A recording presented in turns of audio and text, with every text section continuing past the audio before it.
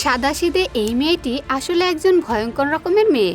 কেননা দীর্ঘ 17 বছর ধরে মেয়েটি একটা সিরিয়াল কিলারকে ধরার জন্য নিজেকে এমনভাবে প্রস্তুত করে যা ছিল পুরোই অবিশ্বাস্য। কারণ ওই সিরিয়াল কিলার মেয়েটির বাবাকে খুবই ছোটবেলায় খুন করেছিল, কিন্তু সেই খুনের বদলে আদালত সিরিয়াল কিলারকে নামমাত্র শাস্তি দিয়েছিল, যে কারণে মেয়েটি কিলারকে শাস্তি দেওয়ার জন্য উপায় খুঁজতে শুরু করে। তার কাছে অসংখ্যবার কিলারকে হত্যা করার অপশন ছিল, কিন্তু সে চাইছিল কিলারকে আদালতের মাধ্যমে শাস্তি দিতে। এর জন্য শেষমেশ নিজেকে উৎসর্গ করে ওই কিলারকে পুলিশের হাতে সুপর্দ করে দেয়। তো বন্ধুরা, আর কথা না বাড়িয়ে চলুন পুরো গল্পটা দেখে নেওয়া যাক। মুভির শুরুতেই দেখা যায় কিম বাম নামের একজন আসামির সাজা শোনানো হচ্ছে। যদিও তার বিরুদ্ধে 60টি খুনের মামলা ছিল, পর্যাপ্ত প্রমাণের অভাবে 6টি মামলা খারিজ হয়ে যায়। এই 6 জন ভিকটিমের মধ্যে নামহি নামের একজন চিফ ডিটেকটিভও ছিলেন। আদালতের নামহির ছোট মেয়ে হিজুকে দেখা যায়, যে কিনা দা ইয়াং নামের একজন ডিটেকটিভের সাথে বসেছিল। দা ইয়াং ছিলেন নামহির অত্যন্ত ঘনিষ্ঠ সহকর্মী। তদন্তে জানা যায় কিমের 7 নম্বর ভিকটিম ছিল তার নিজের গার্লফ্রেন্ড ইয়ান। একজন গোপন সাক্ষী পুলিশের কাছে তথ্য দেওয়ায় শুধুমাত্র এই একটি কেসে কিমের অপরাধ প্রমাণিত হয় এবং তাকে 15 বছরের সাজা দেওয়া হয়। সাজা এত কম হয় আদালতের কক্ষে থাকা বাকি ভিকটিমদের পরিবার ক্ষোভে ফেটে যায়। দা ইয়াং রাগে কিমের দিকে তেড়ে গিয়ে তার গলা চেপে ধরেন এবং বলেন, আমি খুব ভালো করেই জানি তুই চিফকে খুন করেছিস। যেদিন তুই জেল থেকে ছাড়া পাবি সেদিন আমি আবার তোকে আদালতে টেনে নিয়ে আসব। কিমকে যখন নিয়ে যাওয়া হচ্ছিল, সে ভিড়ের মধ্যে থাকা একজনের দিকে একদৃষ্টিতে তাকিয়ে থাকে। অন্যদিকে হিজো চোখ ভরা জল নিয়ে সেখান থেকে বেরিয়ে যায়। এরপর দৃশ্য অতীতে ফিরে যায়, যেদিন নামহিকে খুন করা হয়েছিল।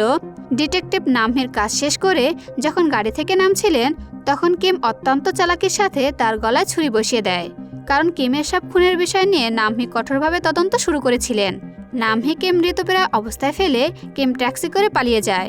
তক্ত শরীর নিয়ে নামহি শেষবারের মতো তার মেয়েকে দেখার জন্য অনেক কষ্টে বাড়ি পৌঁছায়।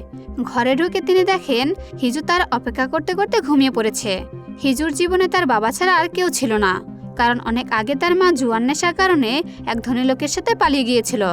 নামহি হিজুর কাছে যাওয়ার জন্য আপ্রাণ চেষ্টা করেন, কিন্তু শরীর আর সায় না দেওয়ায় সেখানেই প্রাণত্যাগ করেন। পরের দিন সকালে দা ইয়াং নামহির জন্মদিনের কেক নিয়ে তাদের বাড়িতে আসেন। ঘরে রক্ত দেখে তিনি সাবধান হয়ে গান হাতে ঘরের ভেতরে ঢোকেন। তিনি দেখেন হিজুর কোলে চিফ নামহির মরদেহ পড়ে আছে। ছোট হিজু তখনও বুঝতে পারছিল না যে তার বাবা আর নেই। সে ভাবছিল বাবা ঘুমাচ্ছে, তাই সে পরম মমতায় বাবার গায়ে হাত বুলিয়ে দিচ্ছিল। এই মর্মান্তিক দৃশ্য দেখে দা ইয়াং চোখের জল ধরে রাখতে পারে না। সেদিন থেকে তিনি হিজু দেখাশোনার দায়িত্ব নিজের কাঁধে তুলে নেন। সময়ের ব্যবধানে 15 বছর পার হয়ে যায়। সিরিয়াল কিলার কিম বাম এখন জেল থেকে মুক্তি পেয়েছে। জেল গেটে দা ইয়াং তার সাথে দেখা করতে আসেন, যিনি এখন নিজেই একজন চিফ। দা ইয়াং তাকে সতর্ক করে বলেন, এতদিন মাত্র একটা খুনের সাজা ভোগ করে বের হলে বাকিগুলোর শাস্তি আমি তোমায় ঠিকই পাইয়ে দেব। সেখান থেকে বিদায় নিয়ে কিম মিনসু নামে একজনকে ফোন করে। এদিকে হিজু এখন বড় হয়ে গেছে। তাকে একটি বিল্ডিংয়ের ছাদ থেকে একজন মহিলার উপর নজর রাখতে দেখা যায়। মহিলাটি আর কেউ নয়, হিজুর নিজের মা। হিজুর মা বর্তমানে যে লোকটির সাথে থাকে সে একজন জুয়ারি এবং তার মায়ের উপর শারীরিক নির্যাতন করে। হিজু লোকটির কাছে গিয়ে সাবধান করে দেয় আর বলে সে যেন তার মায়ের গায়ে আর হাত না তোলে, নইলে তার দিন ফুরিয়ে আসবে। লোকটি হিজুকে পাগল ভেবে উড়িয়ে দেয়। হিজু এরপর পুলিশ হেডকোয়ার্টারে চলে আসে। সেখানে সে একজন ক্লিনার হিসেবে কাজ করে। দা ইয়াং এবং অন্য পুলিশ অফিসাররা হিজুকে অনেক ভালোবাসেন এবং তার দেখাশোনার জন্য সবাই নিজেদের বেতন থেকে কিছু টাকা তুলে তাকে হাত খরচ হিসেবে দেয়। দা ইয়াং কিমের উপর নজর রাখার দায়িত্ব তার দুজন জুনিয়র ডিটেকটিভের উপর দেন। সেখানে চাও নামের একজন নতুন ডিটেকটিভ কিমের পুরনো খুনের ধরন সম্পর্কে জানানো হয়। ডিটেকটিভ ইয়াং জানান যে কিম ভিকটিমদের হাত পা ভেঙে পলিথিন দিয়ে শ্বাসরোধ করে মারত, অথবা কুকুরের চেন দিয়ে ফাঁসি দিয়ে শরীরের বিভিন্ন অংশ কেটে ফেলত। এদিকে কিম একটি হোটেলে একজন যৌনকর্মীর সাথে সময় কাটানোর সময় হঠাৎ তার পুরনো খুনের কথা মনে পড়ে যায় এবং তাকে মেরে ফেলার ইচ্ছা জাগে। কিন্তু দা ইয়াং এর সতর্কবার্তা মনে পড়ায় সে নিজেকে শান্ত রাখে। সেই মেয়েটি কিমকে গালাগালি করতে করতে হোটেল থেকে বেরিয়ে আসে। মেয়েটিকে নিতে একজন লোক গাড়ি নিয়ে আসে, কিন্তু লোকটি টয়লেটে যাওয়ার জন্য গাড়ি থেকে নামলে সেখানে মিনসু উপস্থিত হয়। মিনসু অতর্কিতে লোকটিকে গলা কেটে মেরে ফেলে এবং গাড়িতে থাকা মেয়েটিকে কুকুরের চেন দিয়ে শ্বাসরোধ করে হত্যা করে। হিজু আড়াল থেকে এই পুরো দৃশ্য দেখছিল।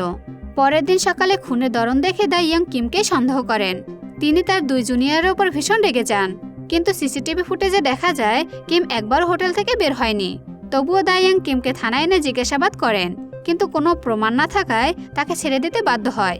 থানা থেকে বের হওয়ার সময় কিমের সাথে হিজুর ধাক্কা লাগে।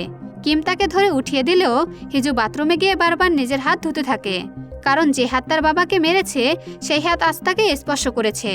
মন খারাপ করে হিজু যখন তার মাকে দেখতে যায়, সে দেখে সেই জুয়ারি লোকটি তার মাকে অমানবিক নির্যাতন করছে। সহ্য করতে না পেরে হিজু রাস্তার পাশে লোকটির জন্য অপেক্ষা করে। লোকটি যখন জুয়া খেলতে যাচ্ছিল, হিজু তার সামনে এসে দাঁড়ায় এবং কথা বলার সুযোগ না দিয়ে ভারী পাথর দিয়ে লোকটিকে আঘাত করে মেরে ফেলে। পরের দিন সকালে কিম জগিং করার সময় দাইয়াং এর 2 জুনিয়রকে গাড়িতে ঘুমিয়ে থাকতে দেখে তাদের উপর রাগারাগি করে। কিছুক্ষণ পর সে পার্কে মানুষদের ভিড় দেখে। এগিয়ে গিয়ে সে জুয়ারি লোকটির লাশ দেখতে পায়। সেখানে কিম কালো পোশাক পরা একজনকে দাঁড়িয়ে থাকতে দেখে তার পিছু নেয়, কিন্তু তাকে ধরতে পারে না। সেই ব্যক্তিটি ছিল হিজু।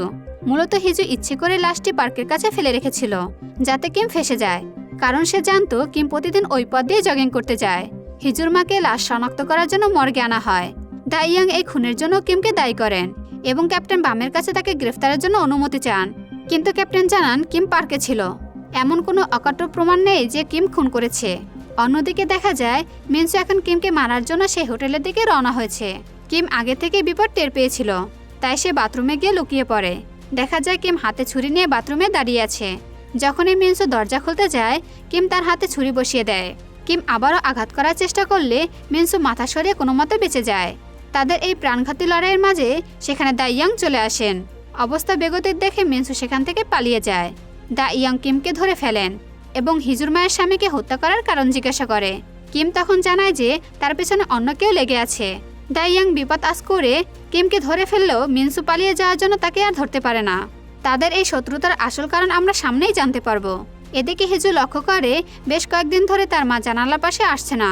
সে চিন্তিত হয়ে ঘরে ঢুকলে দেখতে পায় তার মা বিষ খেয়ে আত্মহত্যা করেছে। এতদিন দূর থেকে মাকে দেখে হিজু কিছুটা শান্তি পেত, কিন্তু মায়ের মৃত্যুতে সে একেবারে ভেঙে পড়ে। অন্যদিকে দাইয়াং আবারও কিমের কাছে গিয়ে তাকে মারধর করতে থাকেন। এতগুলো খুনের পর কিমকে এভাবে নিশ্চিত মনে ঘুরে বেড়াতে দেখে তিনি সহ্য করতে পারছিলেন না। কিম কোনো প্রতিবাদ না করে উল্টো স্বীকারোক্তি দেয় যে 15 বছর আগে সেই 7 জন বাদে সে আসলে মোট 12 জনকে খুন করেছিল। এ কথায় ক্ষিপ্ত হয়ে দাইয়াং তাকে গুলি করতে গেলে ক্যাপ্টেন চাও এসে তাকে থামিয়ে দেয়। হিজু যখন কিমের শিকার হওয়া সব ভিকটিমদের তথ্য যাচাই করে, তখন সে বুঝতে পারে কিম ছাড়াও আরও একজন সিরিয়াল কিলার আছে। সে বুঝতে পারে হোটেলের সামনে যে লোকটিকে সে অন্য 2 জনকে খুন করতে দেখেছিল, সে আসলে কোনোভাবে কিমের সাথে জড়িত। দৃশ্যটি অতীতে ফিরে যায়। সেখানে দেখা যায় কিম এবং মিনসু একই এতিমখানায় বড় হয়েছে এবং তারা খুব ভালো বন্ধু ছিল। হিজু লক্ষ্য করে যে কিম ছুরি দিয়ে আঘাত করে খুন করত আর মিনসু গলা কেটে মারত। হিজু নিশ্চিত হয় 15 বছর আগে সব হত্যাকাণ্ড তারা 2 জন মিলেই করেছিল। কিন্তু অবাক করার বিষয় হলো কিম কখনো পুলিশের কাছে মিনসুর নাম বলেনি। তদন্তে দাইয়াং জানতে পারে কিম জেলে থাকা অবস্থায় যার সাথে যোগাযোগ করত এবং যে 15 বছর আগে কিমকে ধরিয়ে দিয়েছিল তারা একই ব্যক্তি, সে হলো মিনসু। জানা যায় কিমের প্রেমিকার সাথে মিনসুর গোপন সম্পর্ক ছিল, আর সে কারণেই কিম তার প্রেমিকাকে খুন করেছিল। মিনসু সেই প্রতিশোধ নিতে কিমের বিরুদ্ধে সাক্ষী দিয়ে তাকে 15 বছর সাজা পাইয়ে দেয়। কিম জেল থেকে বের হওয়ার পর তাকে আবার ফাঁসানোর জন্য মিনসু সেই যৌনকর্মী এবং তার সঙ্গীকে খুন করে, কিন্তু সেই পরিকল্পনায় ব্যর্থ হয়। সে নিজে কিমকে মারতে তার রুমে গিয়েছিল। এখন মিনসু এবং হিজু দুজনের লক্ষ্য হলো কিমকে শেষ করা। হিজু থানা থেকে মিনসুর তথ্যের একটি কপি চুরি করে কিমের দরজার সামনে রেখে আসে। কিম সেই নথি দেখে নিশ্চিত হয় যে মিনসুই তাকে ধরিয়ে দিয়েছিল। সে বিভ্রান্ত হয়ে যায় যে কে এই তথ্য তার দরজার সামনে রেখে গেল। কিম সরাসরি মিনসুর দোকানে গিয়ে তাকে হুঁশিয়ার দেয় যে তুমি যদি আমার প্রেমিকাকে চাইতে আমি দিয়ে দিতাম, কিন্তু তোমরা আমাকে ধোঁকা দিয়েছ এবং 15 বছর জেল খাটিয়েছ। পরের বার দেখা হলে তোমাকে টুকরো টুকরো করে ফেলবো। অন্যদিকে হিজু দোকান থেকে একটি কুকুরের চেন কেনে এবং কাচের বোতল ভর্তি করে মিনসুর বাড়ির সামনে যায়। রাতে মিনসু ফিরলে অন্ধকারের মধ্যে মেঝেতে বেছানো কাচের ওপর পড়ে যায়। হিজু লাইট জ্বালিয়ে তাকে ইলেকট্রিক শক দিয়ে মেরে ফেলে। এরপর কিমকে ফাঁসাতে মিনসুর লাশটি পার্সেল বানিয়ে কিমের রুমের সামনে ফেলে আসে। কিম লাশ দেখে চমকে উঠলে হিজু পিছন থেকে তাকে আক্রমণ করে বুকে ছুরি বসিয়ে দেয়। কিম মুখ দেখতে না পেয়ে পরিচয় জিজ্ঞাসা করলে হিজু বলে, আমি সেই যে ছোটবেলা থেকে তোমার জন্য অপেক্ষা করেছি। এরপর সে কুকুরের চেন দিয়ে কিমকে শ্বাসরোধ করে অজ্ঞান করে ফেলে এবং চেনটি মিনসুর লাশের গায়ে জড়িয়ে দেয়, যাতে পুলিশ মনে করে কিমি তাকে মেরেছে। পুলিশ আসার আগে কিমের জ্ঞান ফিরে আসে। সে দ্রুত পাশের রুমে একজনকে খুন করে লাশের নিচে লুকিয়ে পড়ে এবং তার স্ত্রীকে জিম্মি করে অ্যাম্বুলেন্সে পালিয়ে যায়। মেয়েটি তার খুনের সাক্ষী হওয়ায় কিম অ্যাম্বুলেন্সের ভেতর তাকে মেরে ফেলে। কিমকে ধরতে না পারায় পুলিশ প্রধান অফিসারের ওপর রেগে যান এবং 24 ঘন্টার মধ্যে তাকে ধরার আদেশ দেন। এদিকে ময়নাতদন্তে জানা যায় মিনসুর খুনের কিমের কোনো হাত নেই। কিম রাস্তায় নিজের পোস্টার দেখে বুঝতে পারে পুলিশ তাকে খুঁজছে। সে তার ফোনের ছবি দেখে বুঝতে পারে খুনের সময় ডিটেকটিভরা তার আশেপাশেই ছিল এবং পুলিশের কাছে তাকে ধরার মতো কোনো প্রমাণ নেই। সে একজন সাংবাদিককে ফোন করে নিজের নির্দোষ হওয়ার দাবি জানায় এবং ছবিগুলোর কথা বলে। পরের দিন নিউজ পেপারে পুলিশের ব্যর্থতার খবর ছাপা হলে পুলিশ চাপা পড়ে যায়। হিজু বুঝতে পারে তার আগের পরিকল্পনা কাজে দেয়নি, তাই সে দা ইয়ংকে গিয়ে বলে তাদের একসাথে লড়াই করতে হবে। কিম তখন হিসাব মেলাতে থাকে তার জেল থেকে বের হওয়ার পর হওয়া 6টি খুনের বিষয়। সে বুঝতে পারে পার্কে সেই মৃত লোকটির সাথে এই খুনি বা শত্রুর কোনো যোগসূত্র আছে। সাইবার ক্যাফেতে গিয়ে সে জানতে পারে ওই লোকটি ছিল ডিটেকটিভ নামহির স্ত্রীর দ্বিতীয় স্বামী, আর নামহির মেয়ের নাম হিজু। কিমের সব পরিষ্কার হয়ে যায়। সে বুঝতে পারে হিজুই সব করছে। ক্যাফেতে একজন কিমকে চিনে ফেললে পুলিশকে খবর দেয়। দা ইয়ং সেখানে পৌঁছে কিমের সাথে লড়াই করেন, কিন্তু কিম ডিটেকটিভ চাওকে ছুরিঘাত করে তাকে জিম্মি করে পালিয়ে যায়। কিম সোজা পুলিশ স্টেশনে আসে হিজুকে খুঁজতে। হিজু বুঝতে পারে কিম আসছে, তাই সে স্টেশন থেকে বেরিয়ে একটি পার্কে গিয়ে দোলনায় বসে দুলতে থাকে। কিম সেখানে পৌঁছে তাকে দোলনা থেকে নামতে বললে হিজু বলে, এখন আমাদের শাস্তি পাওয়ার সময়, তোমার কারণে আজ আমি দানবে পরিণত হয়েছি। হিজু আগে থেকে তৈরি করে রাখা কুকুরের চেনটি নিজের গলায় পেঁচিয়ে নেয় এবং বলে, তুমি সবাইকে মেরেছ, আজ আমি তোমার শেষ শিকার। কথাটি বলে হিজু দোলনা থেকে ঝাঁপিয়ে আত্মহত্যা করে। কিম স্তব্ধ হয়ে তাকিয়ে থাকে। ঠিক সেই মুহূর্তে দা ইয়ং এবং পুলিশের দল সেখানে পৌঁছে যায়। তারা হিজুর নিথর দেহ দেখে কান্নায় ভেঙে পড়ে এবং কিমকে গ্রেফতার করে। হিজু নিজেকে উৎসর্গ করে কিমকে ধরিয়ে দিল। এটি কিম বিশ্বাস করতেই পারছিল না। আদালতে কিমকে 7টি খুনের দায়ে ফাঁসিদণ্ড দেওয়া হয়। 15 বছর আগে অনেক খুন করেও সে বেঁচে গিয়েছিল, কিন্তু আজ না করা খুনের দায় নিয়েও তাকে চূড়ান্ত শাস্তি পেতে হলো। মুভির শেষে দেখা যায় দা ইয়ং হিজুর বাড়ির সামনে বসে আছেন এবং বুঝতে পারছেন এই সবটাই হিজুর নিখুঁত পরিকল্পনা ছিল। এভাবেই এই অসাধারণ মুভিটি শেষ হয়ে যায়। তো বন্ধুরা, কেমন লাগলো এই গল্পটি অবশ্যই কমেন্ট করে জানাবেন। আর যদি ভিডিওটি ভালো লেগে থাকে তাহলে চ্যানেলটি সাবস্ক্রাইব করে আমার সাথে থাকুন। ধন্যবাদ।